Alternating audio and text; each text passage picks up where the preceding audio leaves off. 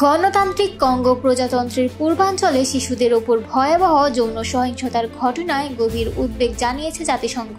চলতি বছরের জানুয়ারি ও ফেব্রুয়ারিতে অন্তত 10,000 ধর্ষণ ও যৌন সহিংসতার অভিযোগ উঠেছে, যার 35 থেকে 45% ভুক্তভোগী শিশু। জাতিসংঘের শিশু সংস্থা ইউনিসেফের মুখপাত্র জেমস এল্ডার জানিয়েছেন, কঙ্গোয় এর আগে কখনোই যৌন সহিংসতার এমন উচ্চ হার দেখা যায়নি। গড়ে প্রতি 30 মিনিটে একটি শিশু এই ভয়াবহতার শিকার হচ্ছে।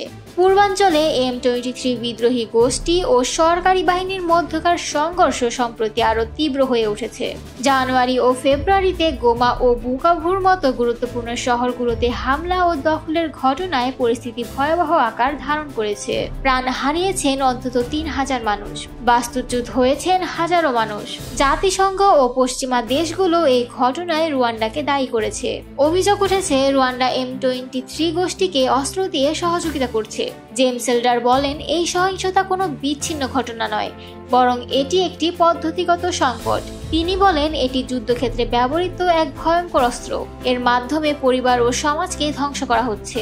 এই ধরনের মানবাধিকার লঙ্ঘনের বিরুদ্ধে দ্রুত ও কার্যকর পদক্ষেপ নিতে আন্তর্জাতিক সম্প্রদায়ের প্রতি আহ্বান জানিয়েছে ইউনিসেফ। পাশাপাশি ভুক্তভোগীদের পাশে দাঁড়ানোর এবং অপরাধীদের বিচারের আওতায় আনার আহ্বানও জানানো হয়েছে।